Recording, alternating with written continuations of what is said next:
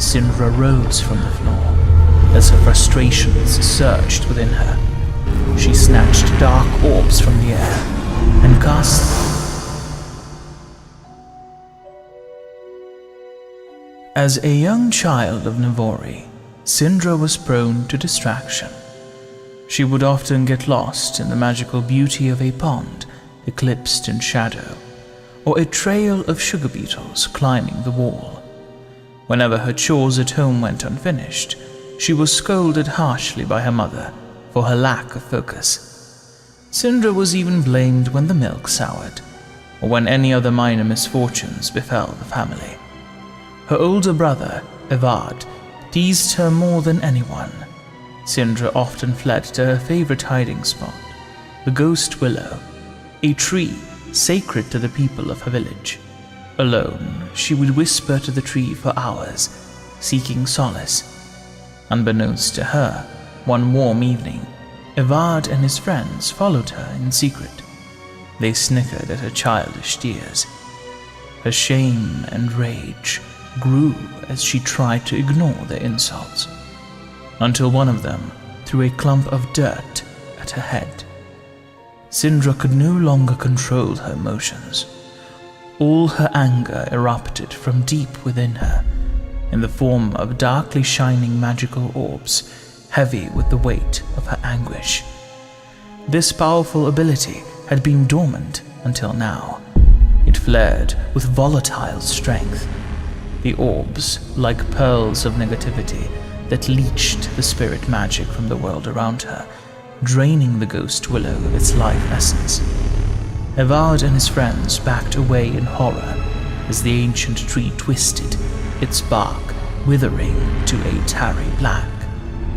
Deprived of the Ghost Willow, the villagers grew concerned that their connection to the spirit of Ionia had been severed, and Syndra's family was to blame. Forced to move on in search of a new home, all had become fearful of her magic.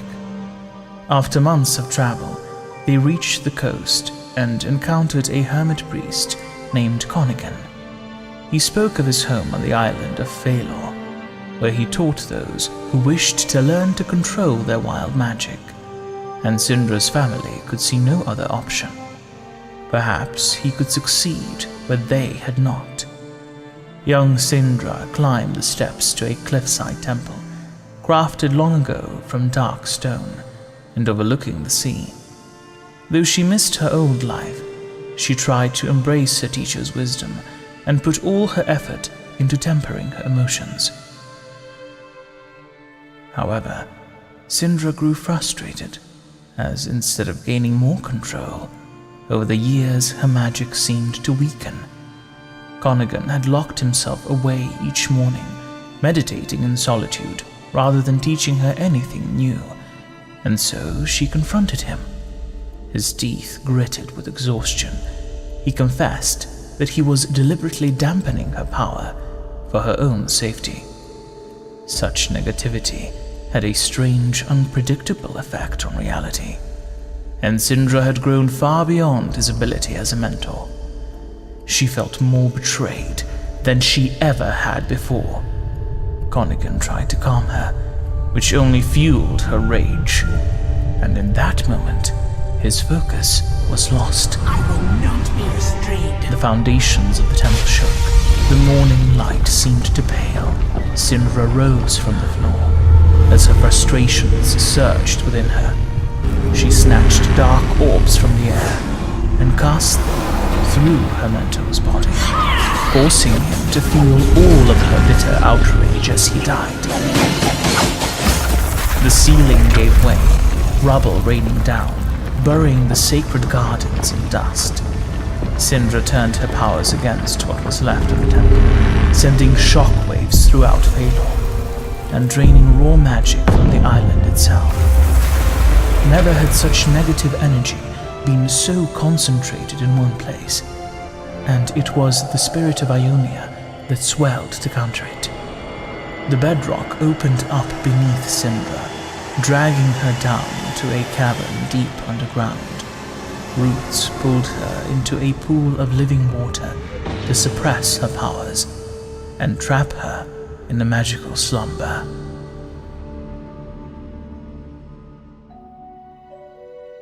Syndra dreamed for what seemed an eternity. Most of the world forgot she had ever existed. War with the Noxian Empire divided the people of Ionia, and Syndra was eventually awakened by those who had once stood guard over Phalor.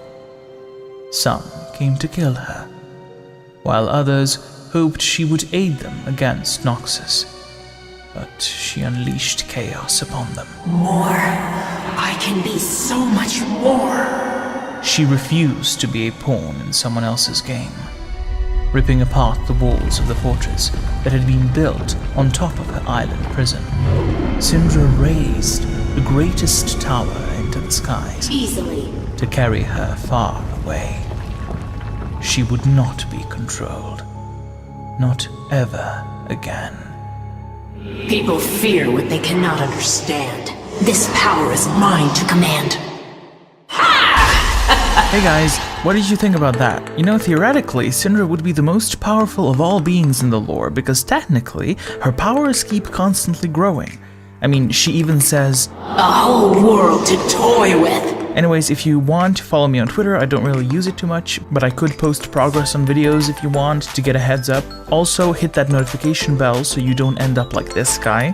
P.S. YouTube comments voted for Brand, but combined with forum votes, the majority went for Syndra, so yay for you, sir. Also, P.P.S. sorry for pretending I wasn't doing Syndra. I hope I didn't disappoint you too much. That's it for now, and I will see you soon. Bye!